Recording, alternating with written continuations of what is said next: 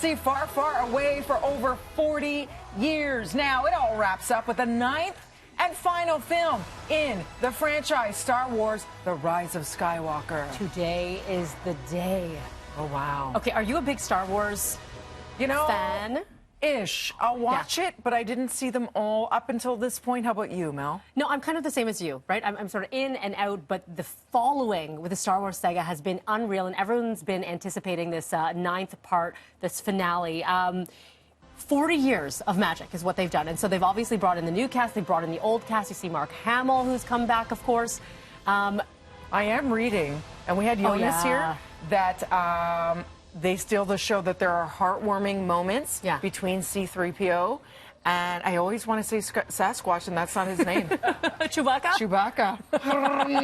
You can do the noise. That's all that matters. Also, yes, cameos, and they were able to CGI Princess Leia. And I hear there's an amazing moment there, too. I don't want to give too much away, obviously. I'm just reading what's already out there. Yes. But director J.J. Abrams had so much on his shoulders to deliver this to so many fans. The pressure. 40 years in the making. Here's what he had to say back at a carpet in Chicago in May, I think it was.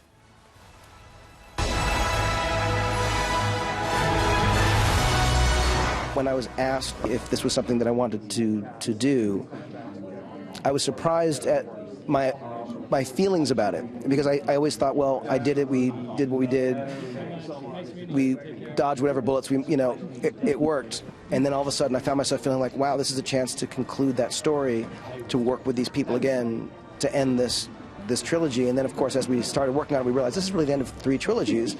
And what that means, and the responsibility and the pressure is real and immense. It's really thrilling to see where it is. It does bring this trilogy of trilogies to a conclusion in a way that I think might actually be very moving.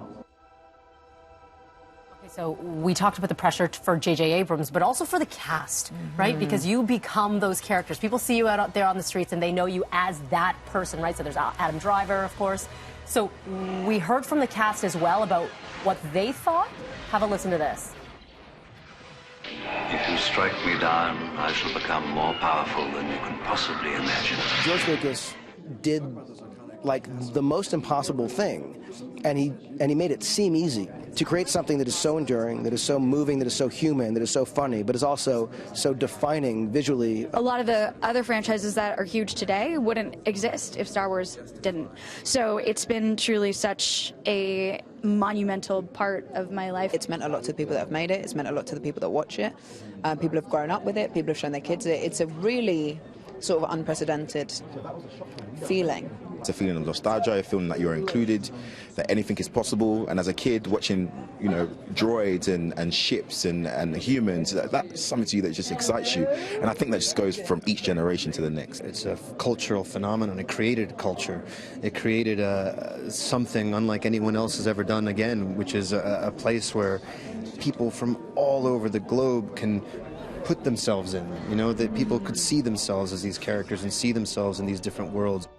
This is going to be so interesting to see what the audiences say and how they rate it versus the critics. It's only getting 58% on Rotten Tomatoes. Not great. Look at these reviews. Storytelling is solid at a time when CGI in some films is downright embarrassing. The special effects are superb. Thumbs up. Good. Too bad the Star Wars saga has saved the worst for last, says another critic.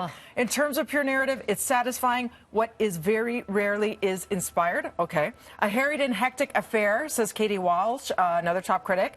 A vast, convoluted, sometimes cluttered, intermittently thrilling and thoroughly entertaining production that brings the Skywalker trilogy to a heroic close, says another. So the critics are mixed on this. Some are saying it's the best and it goes out with a bang and it does it justice. Others are saying it was way too harried, cluttered, and fast and went for that cheesy, bring everybody in for a cameo and tried to do too much in one film. Well, let us know what you think when you do check it out. Rise of Skywalker is in theaters today. And again, the late Carrie Fisher apparently has such a beautiful moment. What they're able to do with CGI is amazing with her scenes. So that's something to look forward to, no matter what. For sure. Right now, we're throwing things over to Tam.